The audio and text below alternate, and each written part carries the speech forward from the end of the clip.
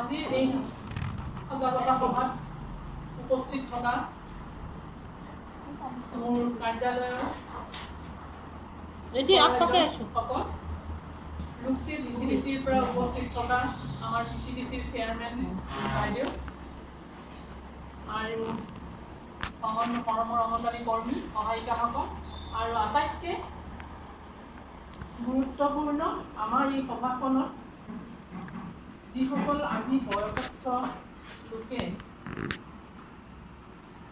এই সজাগতা সভাত সন্মান দি আজি এই সভাখনত উপস্থিত হৈছে আমাৰ আই মাতৃসকল আৰু বাসকল।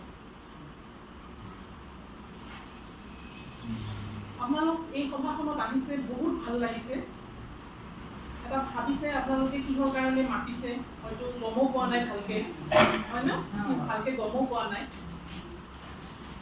তাৰমানে আমাৰ এইটোতো এৰিয়াত হয় আপোনালোক। আমাৰ বিটিএডি গভৰ্ণমেণ্টে যোৱা মাহত এখন মিটিং কৰিছিল ইএমএ আমাৰ লগত। ইএম আছিল আৰু লগতে অলপ আৰু উচ্চপদস্থ আৰু আছিল লোক। তেওঁলোকে আমাৰ লগত এখন মিটিং কৰিছিল আৰু মিটিঙত আমাক জনাইছিল যে বিটিআৰৰ যিজন চিফ প্ৰমোদ বড়ো মহাশয়, আপোনালোকেতো নাম শুনিছে, প্ৰমোদ বড়ো মহাশয়েতো আমাৰ চিফ হয়। তেওঁলোকৰ গভৰ্ণমেণ্টখন যে ফৰ্ম কৰিছে, মানে কি কয়, গঠন হৈছে, এই কাৰ্যকালৰ 100 দিন ধৰি লৈছে।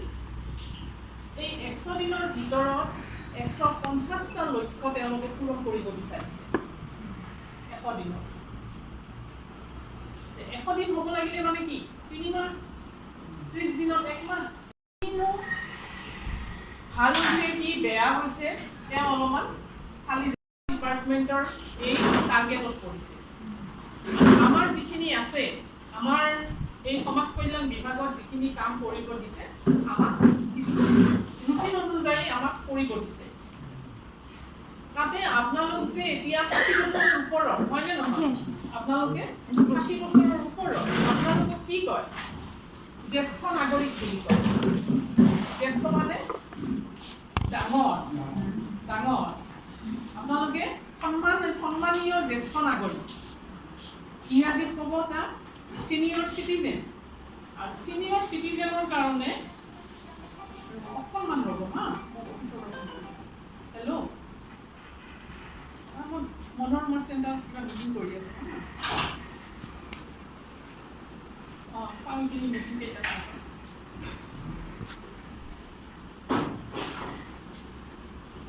এতিয়া আপোনালোকক মই সুধিছোঁ, আপোনালোকৰ কোনোবাইতো চাকৰি কৰিছিল বোধহয় ইয়াত উপস্থিত থকা সকলৰ? কৰিছিল? আপোনালোকৰ মাজত থকাখিনি যায়, যিখিনি আছিল কোনে চাকৰি কৰা নাই ন? আপোনালোকে গভৰ্ণমেণ্টৰ ফালৰ পৰা কিবা সুবিধা পাইছিল জ্যেষ্ঠ নাগৰিক হিচাপে? একো দিয়া নাই কেতিয়াবা? কেতিয়াবা কিবা কাৰ্ড চাৰ্ড দিছে নেকি?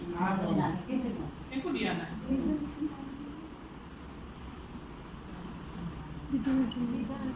হয়তো কিবা বিটিআৰ গভৰ্ণমেণ্টে কিবা ভাবি লৈছে নেকি?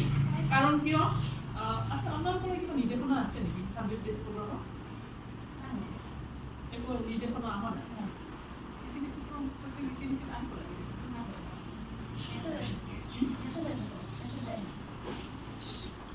এতিয়া জ্যেষ্ঠ নাগৰিকসকলক যিহেতু আমি জ্যেষ্ঠ নাগৰিকসকলক লৈও আমাক মিটিং এখন বা সজাগতা সভা কৰিব দিছে, নিশ্চয় আপোনালোকৰ কাৰণে গভৰ্ণমেণ্টে কিবা এটা চিন্তা কৰিব দিছে। আমাৰ যিবিলাক অংগনবাড়ী চেণ্টাৰ আছে, অকলতো মনোৰমা চেণ্টাৰটোৱে নহয়, বহুত চেণ্টাৰ আছে বিটিএডি।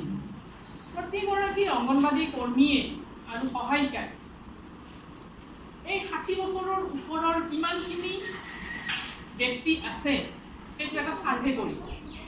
নিজৰ নিজৰ এলেকাত কিমানখিনি 60 বছৰৰ ওপৰৰ পুৰুষ আৰু মহিলা আছে, সেইখিনি এটা ছাৰ্ভে কৰিব আৰু ছাৰ্ভে কৰি আমাক জমা দিব। আমি সেইটো বিটিএডি গভৰ্ণমেণ্টক জমা দিম।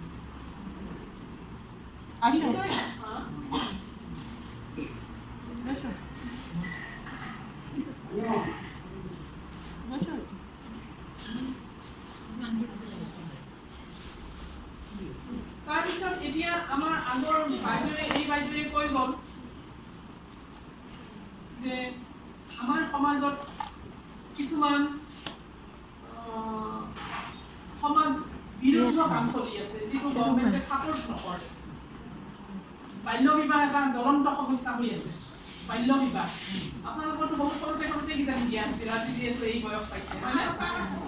চতুৰ্থতে দিছিল, 12-13 বছৰতে বিয়া দিছিল। আজিকালিতো 12-13 বছৰ হ'লেতো আৰু জেলতে যাব লাগিব বিয়া হ'লে। আগৰ দিনত বিয়া হৈছিল, আজি 60 বছৰ পাৰ হৈছে।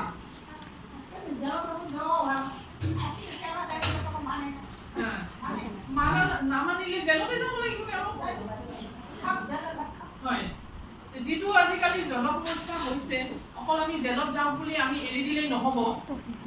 বুজি নাই পোৱা হয়তো ল'ৰা ছোৱালী হালে বিপথে গৈ আছে যে সিহঁতে দুইজনে এৰিব পৰা নাই, ভাল পাই আছে, যাব এতিয়া।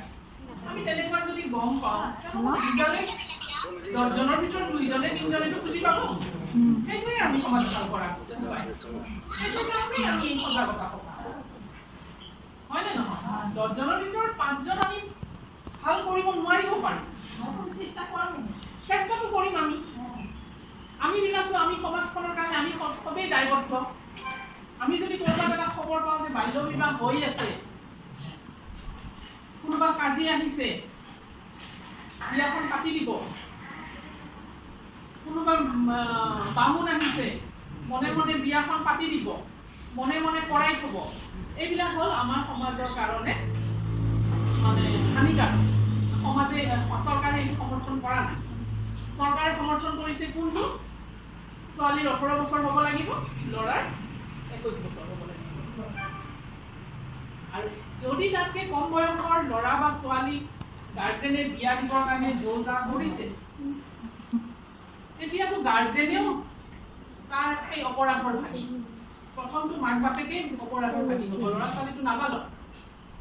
আৰু সেই বিয়াখন অনুষ্ঠিত কৰাৰ কাৰণে যিখিনি যা-যোগাৰ কৰিছে, সেই বিয়া যোগাৰখিনি নিমন্ত্ৰিত মানুহ যিখিনি আহি বিয়াখন খাব, সেই নিমন্ত্ৰিত গোটেইখিনি মানুহেই অপৰাধী।